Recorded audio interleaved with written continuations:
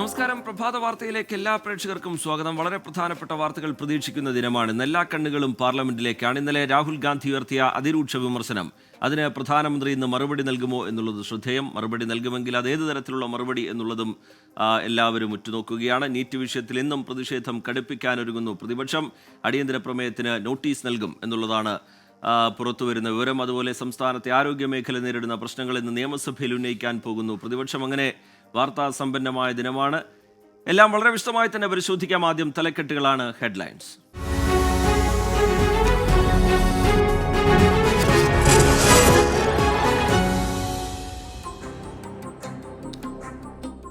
രാഷ്ട്രപതിയുടെ നയപ്രഖ്യാപനത്തിന്മേലുള്ള നന്ദിപ്രമേയ ചർച്ചയിൽ പ്രധാനമന്ത്രി നരേന്ദ്രമോദി ഇന്ന് ലോക്സഭയിൽ മറുപടി പറയും. ഉച്ചയ്ക്ക് ശേഷമാകും പ്രധാനമന്ത്രി ലോക്സഭയിൽ സംസാരിക്കുക.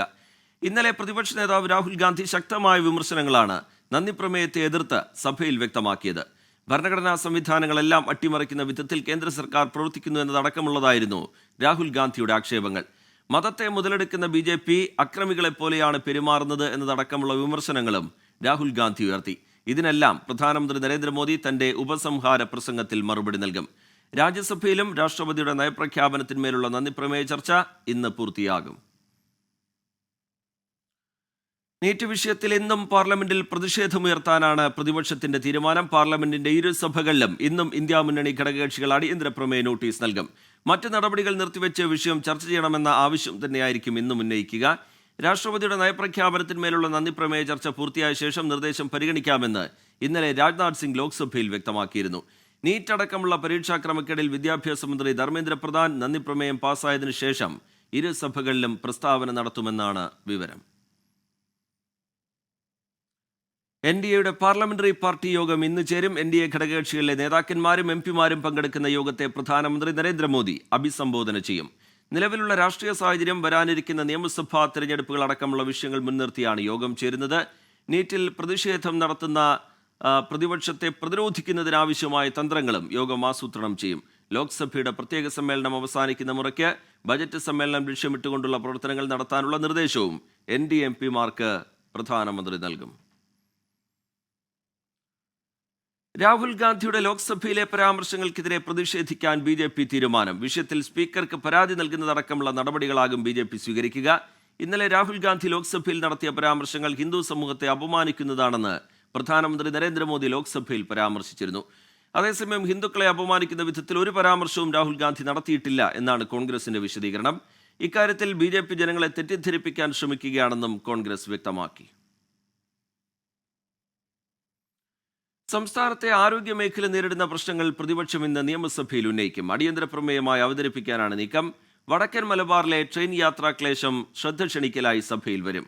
മുതലപ്പുഴയിൽ തുടർച്ചയായുണ്ടാകുന്ന അപകടം ചോദ്യോത്തരവേളയിൽ വരും. എക്സൈസ്, തദ്ദേശ സ്ഥാപനങ്ങളുടെ ഉപധനാഭ്യർത്ഥന ചർച്ചകളാണ് ഇന്ന് നിയമസഭയിൽ നടക്കുക. സംസ്ഥാനത്ത് പകർച്ചപ്പനിക്ക് കുറവില്ല. ദിവസേന 10,000-ലേറെ പേർ പനി ബാധിച്ചു മാത്രം ആശുപത്രിയിൽ ചികിത്സ തേടിയെത്തുന്നുണ്ട്.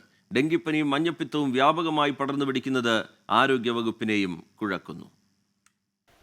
പനിക്ക് സംസ്ഥാനത്താകെ ചികിത്സയിലെത്തുന്നവരുടെ എണ്ണം ഓരോ ദിവസവും വർദ്ധിക്കുന്നുവെന്നാണ് കണക്ക്. 2,29,772 പേരാണ് ജൂൺ മാസത്തിൽ മാത്രമുള്ള പനി ബാധിതർ. ഡെങ്കിപ്പനി സ്ഥിരീകരിച്ചത് 2013 പേർക്ക്. ഇതിൽ 3 പേർ മരിച്ചു. കഴിഞ്ഞ മാസം മഞ്ഞപ്പിത്തം ബാധിച്ചത് 690 പേർക്ക്. ഇതിൽ 5 പേർ മരിച്ചു. കഴിഞ്ഞ 6 മാസത്തിനിടെ 27 പേരാണ് മഞ്ഞപ്പിത്തം മൂലം മരിച്ചത്. മഞ്ഞപ്പിത്തം ബാധിക്കുന്നതിലധികവും യുവാക്കൾക്ക് എന്നതും ആശങ്ക. മലപ്പുറം ജില്ലയിൽ 4 സ്കൂൾ കുട്ടികൾക്ക് ഷിഗല്ല രോഗബാധ സ്ഥിരീകരിച്ചത് അതീവ ഗൗരവം. ഇൻഫ്ലുവൻസ വൈറസ്, റെസ്പിറേറ്ററി സിൻസഷ്യൽ വൈറസ് എന്നിവയാണ് ഇപ്പോൾ പനി പടർത്തുന്നത്. പ്രത്യേക ആക്ഷൻ പ്ലാനുമായി ആരോഗ്യവകുപ്പ് രംഗത്തുണ്ട്. പക്ഷേ പനി ബാധിതരുടെ എണ്ണം കുറയാത്തത് ആശങ്ക. രോഗലക്ഷണങ്ങൾ കണ്ടാൽ ഉടൻ ചികിത്സ ഉറപ്പാക്കണമെന്ന് നിർദ്ദേശം നൽകിയിട്ടുണ്ട്. ഒപ്പം പരമാവധി ജാഗ്രത പാലിക്കാനും പൊതുജനങ്ങൾക്ക് ആരോഗ്യവകുപ്പിന്റെ നിർദ്ദേശമുണ്ട്. 24 തിരുവനന്തപുരം. മുഖ്യമന്ത്രിയുടെ മകൾ ഉൾപ്പെട്ട മാസപ്പടി കേസിൽ വിജിലൻസ് അന്വേഷണം ആവശ്യപ്പെട്ടുള്ള മാത്യു കുഴൽനാടന്റെ റിവിഷൻ ഹർജി ഹൈക്കോടതി ഇന്ന് വീണ്ടും പരിഗണിക്കും. ഹർജിയിൽ മുഖ്യമന്ത്രിക്കും മകൾക്കും CMR-ലടക്കമുള്ള എല്ലാ എതിർകക്ഷികൾക്കും നേരത്തെ കോടതി നോട്ടീസ് അയച്ചിരുന്നു. മുഖ്യമന്ത്രി ഉൾപ്പെടെയുള്ളവർക്കെതിരെ അന്വേഷണം നിരസിച്ച വിജിലൻസ് കോടതി ഉത്തരവ് റദ്ദാക്കണമെന്നാവശ്യപ്പെട്ടാണ് മാത്യു കുഴൽനാടൻ റിവിഷൻ ഹർജിയുമായി ഹൈക്കോടതിയെ സമീപിച്ചത്. മാത്യു കുഴൽനാടന്റെ ഹർജിയിൽ സർക്കാരിനെ കക്ഷിയാക്കിയിട്ടില്ല എന്ന് പ്രോസിക്യൂഷൻ ഡയറക്ടർ ജനറൽ നേരത്തെ വ്യക്തമാക്കിയിരുന്നു. തിരുവനന്തപുരം വെൺപാലവട്ടത്ത് മേൽപ്പാലത്തിൽ നിന്ന് താഴേക്ക് വീണ് മരിച്ച വെള്ളാർ സ്വദേശി സിമിയുടെ സംസ്കാരം ഇന്ന് നടക്കും. അപകടത്തിൽപ്പെട്ട 3 വയസ്സുള്ള മകൾ ശിവന്യ, സഹോദരി സിനി എന്നിവർ കിംസ് ആശുപത്രിയിൽ ഗുരുതരാവസ്ഥയിൽ ചികിത്സയിലാണ്. അപകടത്തിന്റെ ഞെട്ടിക്കുന്ന CCTV ദൃശ്യങ്ങൾ ഇന്നലെ പുറത്തു വന്നിരുന്നു. വാഹനം നിയന്ത്രണം തെറ്റിയാണ് അപകടമുണ്ടായതെങ്കിലും പാലത്തിൽ നിന്ന് കുട്ടി ഉൾപ്പെടെ താഴേക്ക് വീണത് എങ്ങനെയാണെന്നതിൽ വ്യക്തതയില്ല. കാലാവസ്ഥയുമായി ബന്ധപ്പെട്ട വിവരങ്ങൾ പരിശോധിച്ചാൽ സംസ്ഥാനത്ത് ഇന്ന് ഒറ്റപ്പെട്ട ശക്തമായ മഴയ്ക്ക് സാധ്യതയുണ്ട് എന്നാണ് കേന്ദ്ര കാലാവസ്ഥാ വകുപ്പിന്റെ മുന്നറിയിപ്പ്. തിരുവനന്തപുരം, കൊല്ലം, ആലപ്പുഴ, കോഴിക്കോട്, കണ്ണൂർ, കാസർഗോഡ് ജില്ലകളിൽ യെല്ലോ അലേർട്ട് പ്രഖ്യാപിച്ചു. ജൂലൈയിൽ സാധാരണയേക്കാൾ കൂടുതൽ മഴ ലഭിക്കാൻ സാധ്യതയുണ്ട് എന്ന മുന്നറിയിപ്പുമുണ്ട്. ശക്തമായ കാറ്റിനും മോശം കാലാവസ്ഥയ്ക്കും സാധ്യതയുള്ളതിനാൽ കേരള, കർണാടക, ലക്ഷദ്വീപ് തീരങ്ങളിൽ മീൻപിടുത്തത്തിന് വിലക്കേർപ്പെടുത്തി. കേരള, തമിഴ്നാട് തീരങ്ങളിൽ ഉയർന്ന തിരമാലയ്ക്കും കടലേറ്റത്തിനും സാധ്യതയുള്ളതിനാൽ മത്സ്യത്തൊഴിലാളികളും തീരദേശവാസികളും ജാഗ്രത പാലിക്കണം. കേരളത്തിൽ നിന്നുള്ള 3 രാജ്യസഭാംഗങ്ങൾ ഇന്ന് സത്യപ്രതിജ്ഞ ചെയ്യും. കേരള കോൺഗ്രസ് എം നേതാവ് ജോസ് കെ മാണി, CPI നേതാവ് PP സുനീർ, UDF-ൽ നിന്ന് മുസ്ലിം ലീഗിന്റെ ഹാരിസ് ബീരാൻ എന്നിവരാണ് സത്യപ്രതിജ്ഞ ചെയ്യുക. ഉപരാഷ്ട്രപതി ജഗ്ദീപ് ധൻഖർ മുമ്പാകെയാകും സത്യപ്രതിജ്ഞാ ചടങ്ങുകൾ. രാജ്യസഭാംഗമായി തിരഞ്ഞെടുക്കപ്പെട്ട മുസ്ലിം ലീഗ് നേതാവ് ഹാരിസ് ബീരാൻ സുപ്രീം കോടതി അഭിഭാഷകനും ഡൽഹി KMCC പ്രസിഡന്റുമാണ്. CPI സംസ്ഥാന അസിസ്റ്റന്റ് സെക്രട്ടറിയാണ് മലപ്പുറം പൊന്നാനി സ്വദേശിയായ PP സുനീർ. കേരള കോൺഗ്രസ് എം ചെയർമാനാണ് Jose K Mani.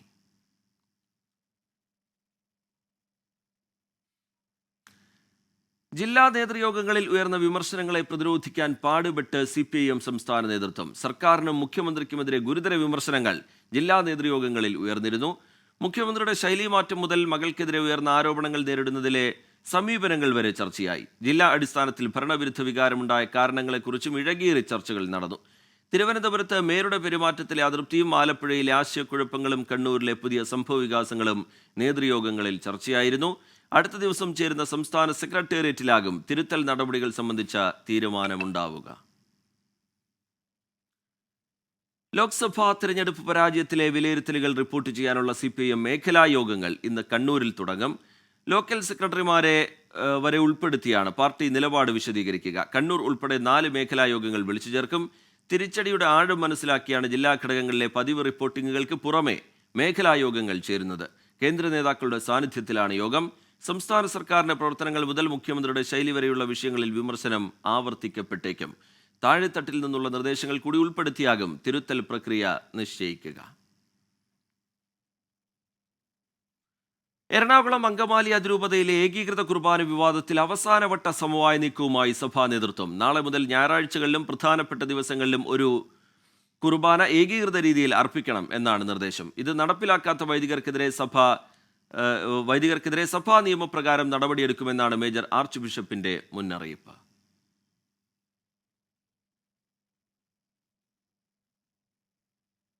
Saint Thomas ദിനമായ നാളെ മുതൽ എറണാകുളം അങ്കമാലി അതിരൂപതയിൽ ഏകീകൃത കുർബാന നടപ്പാക്കാൻ ലക്ഷ്യമിട്ടാണ് സഭാ നേതൃത്വത്തിന്റെ സമവായ നീക്കങ്ങൾ. ഞായറാഴ്ചകളിലും സഭാവിശ്വാസപ്രകാരമുള്ള പ്രധാനപ്പെട്ട ദിവസങ്ങളിലും ഒരു കുർബാന ഏകീകൃത രീതിയിൽ അർപ്പിക്കണം. നിർദ്ദേശം ലംഘിക്കുന്ന വൈദികർക്കെതിരെ സഭാ നിയമപ്രകാരം നടപടിയുണ്ടാകുമെന്നാണ് മേജർ ആർച്ച് ബിഷപ്പിന്റെ മുന്നറിയിപ്പ്. സഭയിൽ നിന്ന് പുറത്തുപോയി മാർപ്പാപ്പയ്ക്ക് കീഴിൽ പുതിയ സഭയായി നിൽക്കാമെന്നുള്ള പ്രചാരണം യാഥാർത്ഥ്യത്തിന് നിരക്കാത്തതാണെന്നും major arch bishop Raphael Thattil video സന്ദേശത്തിൽ പറഞ്ഞു.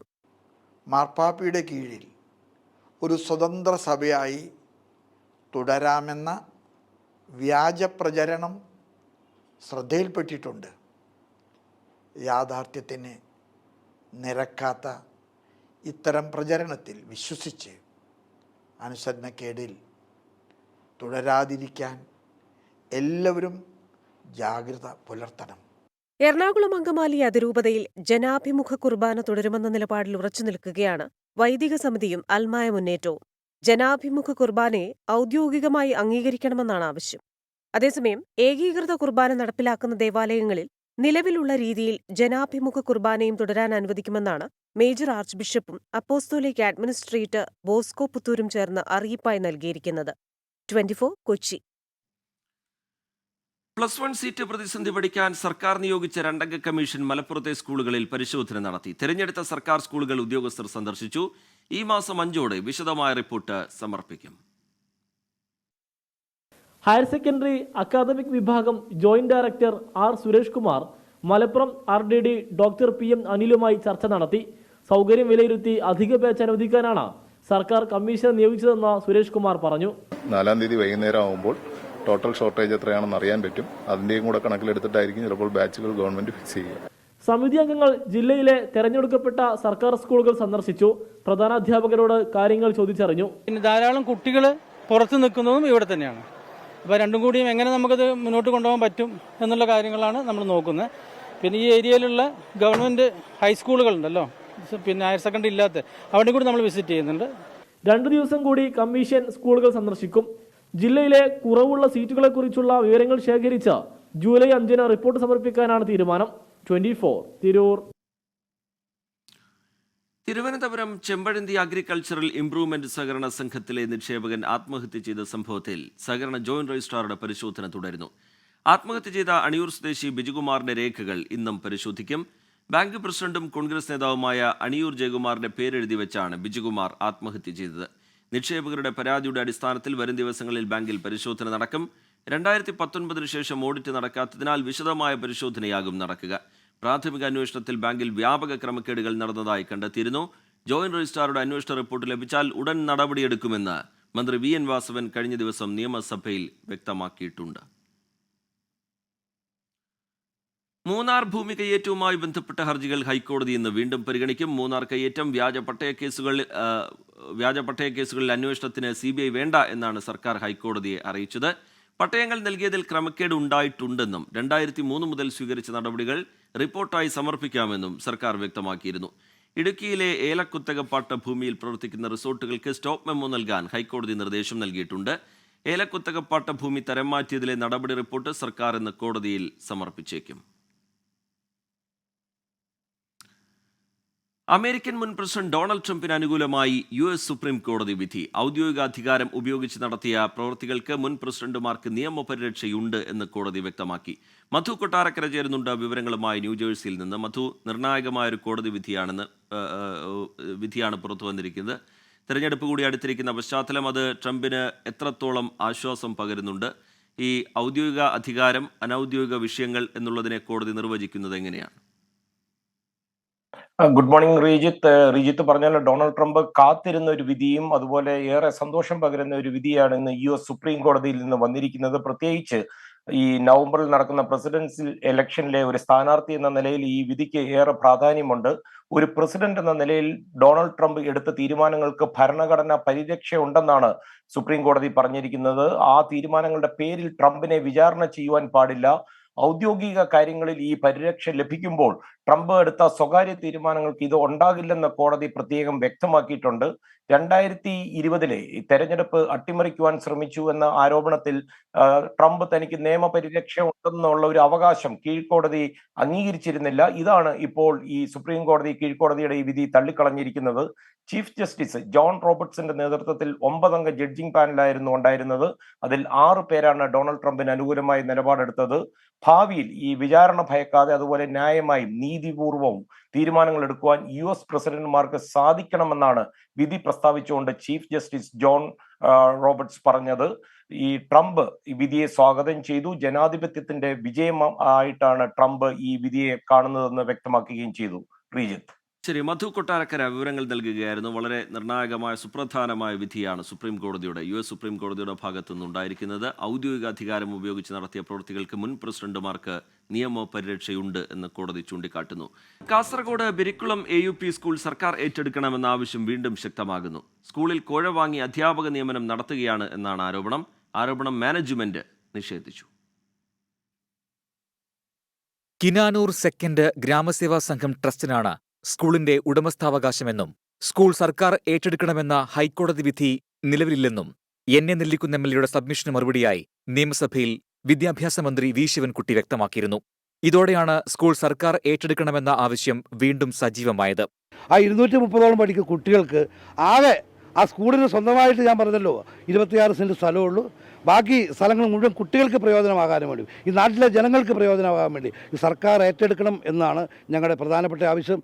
സർക്കാർ ഭൂമി കയ്യേറിയാണ് സ്കൂളിന്റെ പ്രവർത്തനം.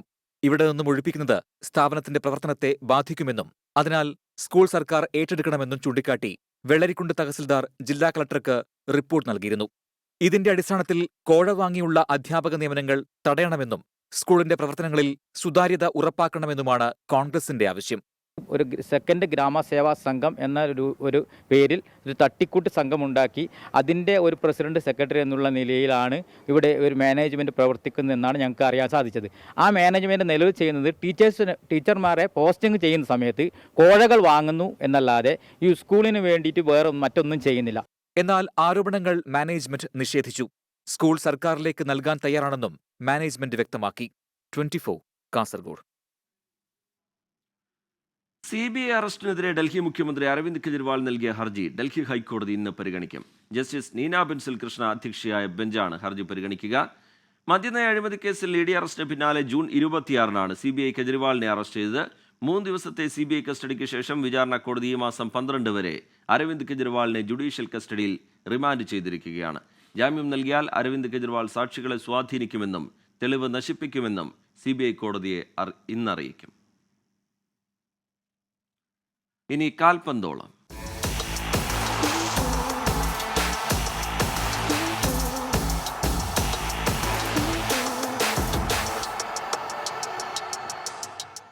യൂറോ കപ്പിന്റെ ക്വാർട്ടർ ചിത്രം ഇന്ന് തെളിയും. അവസാന എട്ടിൽ ഇടം ഉറപ്പിക്കാൻ നെതർലാൻഡ്സ് രാത്രി 9:30 റുമാനിയയും ഓസ്ട്രിയ രാത്രി 12:30 തുർക്കിയെയും നേരിടും.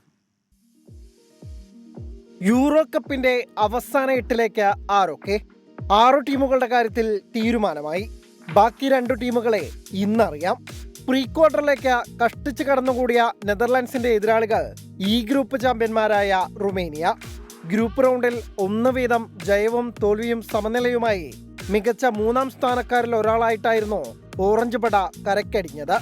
ആ കളിയൊന്നും പോരാ ഇന്ന് റുമേനിയക്കെതിരെ ക്വാർട്ടറിലെത്തണമെങ്കിൽ. പ്രതിരോധത്തിലെ ഓട്ടകൾ അടയ്ക്കുന്നതിനൊപ്പം മുന്നേറ്റത്തിന്റെ മൂർച്ചയും കൂട്ടിയേ തീരൂ. വമ്പൻ അട്ടിമറി സ്വപ്നം കണ്ടാണ് റുമേനിയ ബൂട്ടുകെട്ടുന്നത്. മറ്റൊരു മത്സരത്തിൽ തുർക്കി ഓസ്ട്രിയയെ നേരിടും. ഫ്രാൻസും നെതർലാൻഡ്സും ഉൾപ്പെട്ട ഗ്രൂപ്പിൽ നിന്ന് 1-ാം സ്ഥാനക്കാരായതിന്റെ ആത്മവിശ്വാസമുണ്ട് ഓസ്ട്രിയയ്ക്ക്. ഗ്രൂപ്പ് റൗണ്ടിലെ മിന്നും പ്രകടനം പ്രീ ക്വാർട്ടറിലും ആവർത്തിക്കാമെന്ന പ്രതീക്ഷയിൽ തുർക്കിയും കലക്കൻ പോരിനിറങ്ങുന്നു. Sports desk 24. ഇനി മറ്റു വാർത്തകളിലേക്ക്. വയനാട് പാർലമെന്റ് മണ്ഡലത്തിൽ ഉപതെരഞ്ഞെടുപ്പ് പ്രഖ്യാപിക്കും മുമ്പേ പ്രിയങ്ക ഗാന്ധിക്കായി കൂറ്റൻ കട്ടൌട്ട് സ്ഥാപിച്ച് യൂത്ത് ലീഗ് പ്രവർത്തകർ. കോഴിക്കോട് മുക്കത്താണ് 26 അടി ഉയരമുള്ള കട്ടൌട്ട് സ്ഥാപിച്ചത്. വയനാട് പാർലമെന്റ് ഉപതെരഞ്ഞെടുപ്പിൽ പ്രിയങ്ക ഗാന്ധി മത്സരിക്കുമെന്ന് ഉറപ്പായതോടെ പ്രവർത്തകർ പ്രചാരണം നേരത്തെ തുടങ്ങി. മുക്കം നഗരസഭയിലെ ആലന്തറ അങ്ങാടിയിലാണ് youth league Alanthara town committee Priyanka ഗാന്ധിക്ക് സ്വാഗതം പറഞ്ഞുള്ള കൂറ്റൻ കട്ടൌട്ട് സ്ഥാപിച്ചത്. 15ഓളം പ്രവർത്തകർ 4 ദിവസമെടുത്ത് 15,000 രൂപ ചെലവഴിച്ചാണ് കട്ടൌട്ട് സ്ഥാപിച്ചത്. 26 അടി ഹൈറ്റുള്ള ഒരു കൂറ്റൻ ഫ്ലെക്സ് കട്ടൌട്ട് ഇവിടെ സ്ഥാപിച്ചിരിക്കുകയാണ്. ഈ നാട്ടിലെ മുഴുവൻ മതേതര ജനാധിപത്യ വിശ്വാസികളും തീർച്ചയായും അടുത്തതായി മത്സരിക്കാൻ വരുന്ന പ്രിയങ്ക ഗാന്ധിക്ക് പമ്പിച്ച ഭൂരിപക്ഷത്തോടു കൂടി ഈ പ്രദേശത്തുള്ള ജനങ്ങൾ വോട്ട് ചെയ്ത് വിജയിപ്പിക്കുമെന്ന കാര്യത്തിൽ ഒരു സംശയവുമില്ല. വയനാടിന് പുറമെ റായ്ബറേലിയിലും ജയിച്ച രാഹുൽ ഗാന്ധി വയനാട് ഒഴിയുന്നതോടെയാണ് ഉപതെരഞ്ഞെടുപ്പിന് വഴിയൊരുങ്ങിയത്. 3,64,422 വോട്ടിന്റെ ഭൂരിപക്ഷം നേടിയാണ് രാഹുൽ ഗാന്ധി വിജയിച്ചത്. കട്ടൌട്ട് സ്ഥാപിക്കാൻ യൂത്ത് ലീഗ് പ്രാദേശിക നേതാക്കളായ ഷെരീഫ് വണ്ണക്കോട്, സഹദ് കൈവേലിമുക്ക് തുടങ്ങിയവർ നേതൃത്വം നൽകി. 24 കോഴിക്കോട്. കൈക്കൂലി കേസിൽ പ്രതിയായ തൊടുപുഴ നഗരസഭാ ചെയർമാൻ സനീഷ് ജോർജ് രാജിവെക്കണമെന്നാവശ്യപ്പെട്ട് പ്രതിഷേധം കടുപ്പിക്കുകയാണ് പ്രതിപക്ഷം. നഗരസഭയിലെ സേവനങ്ങൾക്ക് പലരിൽ നിന്നായി ചെയർമാൻ കൈക്കൂലി വാങ്ങിയെന്നും പ്രതിപക്ഷം ആരോപിച്ചു. അതിനിടെ CPIM കൂടി ആവശ്യപ്പെട്ടതിന്റെ അടിസ്ഥാനത്തിൽ സനീഷ് ജോർജ് ഇന്ന് രാജിവെച്ചേക്കുമെന്നാണ് സൂചന. സ്വകാര്യ സ്കൂളിന്റെ ഫിറ്റ്നസ് സർട്ടിഫിക്കറ്റിനായി 1 ലക്ഷം രൂപ കൈക്കൂലി വാങ്ങിയ അസിസ്റ്റന്റ് എഞ്ചിനീയർ കഴിഞ്ഞ ദിവസം വിജിലൻസിന്റെ പിടിയിലായിരുന്നു. ഈ കേസിൽ 2ാം പ്രതിയാണ് നഗരസഭാ ചെയർമാൻ സനീഷ് ജോർജ്. കൈക്കൂലി നൽകാൻ ആവശ്യപ്പെട്ടത് ചെയർമാനാണെന്നായിരുന്നു പരാതിക്കാരുടെ മൊഴി. ഇതിന് പിന്നാലെയാണ് ചെയർമാന്റെ രാജി ആവശ്യവുമായി പ്രതിപക്ഷം രംഗത്തെത്തിയത്. കൈക്കൂലി കേസിൽ 2ാം പ്രതിയായിട്ട് അദ്ദേഹത്തെ കക്ഷി ചേർത്തിട്ടുണ്ട്. ആ കക്ഷി ചേർത്തിരിക്കുന്ന പശ്ചാത്തലത്തിൽ അദ്ദേഹത്തിന് ഇനി നഗരസഭാ ചെയർമാനായിട്ടിരുന്ന് പ്രവർത്തിക്കാൻ ഒരു കാരണവശാലും ധാർമ്മികമായോ മറ്റൊരു രീതിയിലും അവകാശമില്ല. ഒരു കാരണവശാലും ചെയർമാനായിട്ട് ഇനിയൊരു അദ്ദേഹം ഇരുന്ന ഒരു കൗൺസിൽ മീറ്റിംഗ് കൂടാൻ ഐക്യ ജനാധിപത്യ മുന്നണി ഒരു കാരണവശാലും അനുവദിക്കില്ല. പലരിൽ നിന്നായി സനീഷ് ജോർജ് പലതവണ കൈക്കൂലി മേടിച്ചിട്ടുണ്ട് എന്നാണ് ആരോപണം. നഗരസഭയിലെ ക്രമക്കേടുകൾ കണ്ടെത്തി നേരത്തെ ചെയർമാനെ അറിയിച്ചിട്ടും നടപടിയെടുത്തില്ലെന്നും ആരോപണമുണ്ട്. വരുന്ന ആളുകളെ പിടിച്ചു പറിക്കുന്ന രീതിയിലുള്ളൊരു ഉദ്യോഗസ്ഥന് അഴിമതി നടത്തണമെങ്കിൽ ആരുടെയെങ്കിലും സംരക്ഷണം ഇല്ലാണ്ട് സാധിക്കില്ല. ഒരു ഇടനിലക്കാരൻ എന്ന നിലയിൽ ഇയാളുടെ വീതം കൈപ്പറ്റുന്ന ആളാണെന്ന് ഒരു തരത്തിൽ അന്ന് ഞങ്ങൾ സംശയിച്ചിരുന്നില്ല. തീർച്ചയായിട്ടും അദ്ദേഹം തന്നെയായിരുന്നു അത് സംരക്ഷിക്കുന്നതെന്ന് പിന്നീട് ഞങ്ങൾക്ക് മനസ്സിലായി. സനീഷ് ജോർജിനെതിരെ LDF ക്യാമ്പിലും വിമർശനം ഉയരുകയാണ്. പണം വാങ്ങിയെന്ന ആരോപണത്തിൽ കഴമ്പുണ്ടോ എന്ന് പരിശോധിക്കാനാണ് നേതൃത്വത്തിന്റെ തീരുമാനം. 24 ഇടുക്കി. പ്രമുഖ ഹോം ആൻഡ് കിച്ചൺ അപ്ലയൻസസ് ശൃംഖലയായ പിട്ടാപ്പിള്ളിൽ ഏജൻസീസിന്റെ 77ാമത് ഷോറൂം തിരുവനന്തപുരം നെടുമങ്ങാട് പ്രവർത്തനം ആരംഭിച്ചു. Anad panchayat president N. Sreekala showroom ഉദ്ഘാടനം ചെയ്തു. ആകർഷകമായ ഓഫറുകളാണ് ഒരുക്കിയിട്ടുള്ളത്. പ്രമുഖ ബ്രാൻഡുകളുടെ വിപുലമായ ശേഖരവും ഒരുക്കിയിട്ടുണ്ട്. Pittappillil agencies managing director Peter Paul Pittappillil, director Kiran Varghese, general manager AJ Thankachan തുടങ്ങിയവർ പങ്കെടുത്തു. വിവാദങ്ങളുടെ പശ്ചാത്തലത്തിൽ മാറ്റിവെച്ച നീറ്റ് PG പരീക്ഷാ തീയതി ഇന്ന് പ്രഖ്യാപിച്ചേക്കും. വിദ്യാഭ്യാസ മന്ത്രി ധർമ്മേന്ദ്ര പ്രധാനാണ് കഴിഞ്ഞ ദിവസം ഇക്കാര്യം വ്യക്തമാക്കിയിരുന്നത്. പരീക്ഷയ്ക്ക് 12 മണിക്കൂർ മുമ്പ് ക്രമക്കേടുകൾ ഉണ്ടായി എന്ന സംശയത്തെ തുടർന്ന് പരീക്ഷ മാറ്റിവെക്കുകയായിരുന്നു. പരീക്ഷാ ക്രമക്കേടുകളുമായി ബന്ധപ്പെട്ട CBIയുടെ അന്വേഷണ നടപടികളും ഇതിനിടെ പുരോഗമിക്കുന്നുണ്ട്. ഗുജറാത്ത്, മഹാരാഷ്ട്ര അടക്കം വിവിധ സംസ്ഥാനങ്ങളിൽ ഇന്നലെ CBI റെയ്ഡ് നടത്തി. ഹജ്ജ് തീർത്ഥാടനവുമായി ബന്ധപ്പെട്ട അഴിമതി കേസിൽ സൗദിയിൽ 155 പേർ അറസ്റ്റിൽ. വിവിധ മന്ത്രാലയങ്ങളിൽ ജോലി ചെയ്യുന്ന ഉദ്യോഗസ്ഥരാണ് പിടിയിലായത്. കൈക്കൂലി, അധികാര ദുർവിനിയോഗം തുടങ്ങിയ കുറ്റങ്ങളാണ് ഇവർക്കെതിരെ ചുമത്തിയത്. ഹജ്ജ് വേളയിൽ അഴിമതി ആരോപണ വിധേയരായ 382 ഉദ്യോഗസ്ഥർക്കെതിരെയാണ് സൗദിയിലെ അഴിമതി വിരുദ്ധ സമിതിയായ നസഹ അന്വേഷണം നടത്തുന്നത്. ഇതിൽ 155 പേരെ അറസ്റ്റ് ചെയ്തു. കൈക്കൂലി, അഴിമതി, അധികാര ദുർവിനിയോഗം, വ്യാജരേഖ ചമയ്ക്കൽ, കള്ളപ്പണം വെളുപ്പിക്കൽ തുടങ്ങിയവയാണ് ഇവർക്കെതിരെ ചുമത്തിയ കുറ്റങ്ങൾ. സക്കാത്ത്, ടാക്സ് ആൻഡ് കസ്റ്റംസ് അതോറിറ്റി, ആഭ്യന്തര മന്ത്രാലയം, ആരോഗ്യ മന്ത്രാലയം, വിദ്യാഭ്യാസ മന്ത്രാലയം, നഗര ഗ്രാമകാര്യ മന്ത്രാലയം, സാംസ്കാരിക മന്ത്രാലയം തുടങ്ങിയവയിലെ ഉദ്യോഗസ്ഥരാണ് പിടിയിലായത്. ഹജ്ജ് സീസണിൽ പുണ്യസ്ഥലങ്ങളിലും ഹജ്ജ് സർവീസ് കേന്ദ്രങ്ങളിലുമായി 9623 പരിശോധനകൾ സമിതി നടത്തിയിരുന്നു. ഇതിനു പുറമെ ജൂൺ മാസത്തിൽ 924 പരിശോധനകളും സമിതി നടത്തി. 24 ജിദ്ദ. സൈബർ ക്രൈം തടയാൻ UAEയിൽ മിന്നൽ പരിശോധന. വിവിധ എമിറേറ്റുകളിലെ പോലീസ് സേനകൾ സംയുക്തമായാണ് പരിശോധന നടത്തിയത്. രാജ്യമെങ്ങും 24 മണിക്കൂറിലധികം നീണ്ടുനിന്ന പരിശോധനയാണ് നടന്നത്. സൈബർ കുറ്റകൃത്യങ്ങളുടെ തോത് ഉയരുന്ന സാഹചര്യത്തിലായിരുന്നു പോലീസിന്റെ നടപടി. ഒരേ സമയം വിവിധയിടങ്ങളിൽ നടത്തിയ പരിശോധനയിൽ 100 കണക്കിന് സൈബർ കുറ്റവാളികളാണ് പിടിയിലായത്. ഏഷ്യ, ആഫ്രിക്ക എന്നിവിടങ്ങളിൽ നിന്നുള്ളവരാണ് പിടിയിലായവരിൽ കൂടുതലുമെന്ന് പോലീസിനെ ഉദ്ധരിച്ച് പ്രാദേശിക മാധ്യമം റിപ്പോർട്ട് ചെയ്തു. അജ്മാനിലാണ് ഏറ്റവും വലിയ ഓപ്പറേഷൻ നടന്നത്. ഗ്രാൻഡ് മോളിലും വിവിധ താമസ കെട്ടിടങ്ങളിലും റെയ്ഡ് നടത്തിയാണ് കുറ്റവാളികളെ അറസ്റ്റ് ചെയ്തത്. ദുബായ് ലാൻഡിലെ റഹ്ബ റെസിഡൻസിയിലായിരുന്നു ഏറ്റവും വലിയ റെയ്ഡ്. ഇന്ത്യയിൽ നിന്നടക്കം ഒട്ടേറെ ആളുകളെ തെറ്റിദ്ധരിപ്പിച്ച് സംഘം വലയിലാക്കിയതായി കണ്ടെത്തിയിട്ടുണ്ട്. പിടിയിലായവരെ കേന്ദ്രീകരിച്ച് അന്വേഷണം പുരോഗമിക്കുകയാണ്. ഇവരെ പിന്നീട് പബ്ലിക് പ്രോസിക്യൂഷന് ശുപാർശ ചെയ്യും. അതേസമയം റെയ്ഡും അറസ്റ്റും സംബന്ധിച്ച ഔദ്യോഗിക റിപ്പോർട്ട് പുറത്തുവന്നിട്ടില്ല. 24 ദുബായ്. സൗദിയിൽ ഗാർഹിക തൊഴിലാളികളുടെ ശമ്പളം ഡിജിറ്റൽ വാലറ്റിലൂടെ നൽകും. ആദ്യഘട്ടത്തിൽ പുതുതായി സൗദിയിലെത്തുന്നവർക്ക് മാത്രം ബാധകമാകുന്ന നിയമം 2026 ജനുവരിയോടെ എല്ലാവർക്കും നിർബന്ധമാകും. ഗാർഹിക തൊഴിലാളികൾക്ക് കരാർ പ്രകാരമുള്ള ശമ്പളം ബാങ്ക് വഴി ലഭിക്കുന്നു എന്ന് ഉറപ്പുവരുത്താനാണ് പുതിയ തീരുമാനം. മന്ത്രാലയത്തിന്റെ മുസാനിദ് പ്ലാറ്റ്ഫോം വഴിയാണ് പദ്ധതി നടപ്പിലാക്കേണ്ടത്. നിലവിൽ സൗദിയിലുള്ള ഗാർഹിക തൊഴിലാളികൾക്ക് ഘട്ടം ഘട്ടമായി പദ്ധതി നടപ്പിലാക്കും.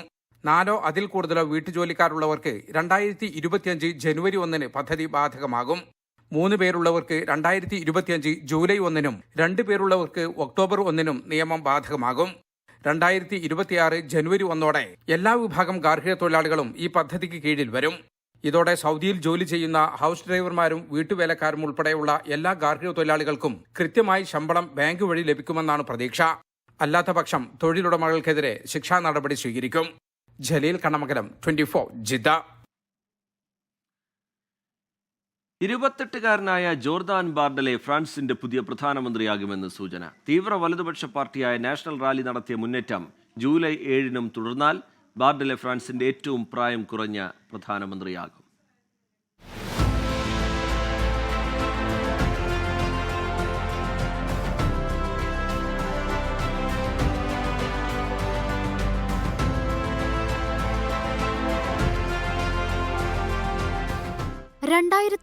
ൽ തന്റെ 16-ാം വയസ്സിൽ രാഷ്ട്രീയ പാർട്ടിയിൽ ചേരാൻ അമ്മയുടെ സമ്മതത്തിനായി കേണപേക്ഷിച്ച പയ്യൻ ഇപ്പോഴിതാ 28-ാം വയസ്സിൽ ഫ്രാൻസിന്റെ പ്രധാനമന്ത്രിയാകാൻ പോകുന്നു.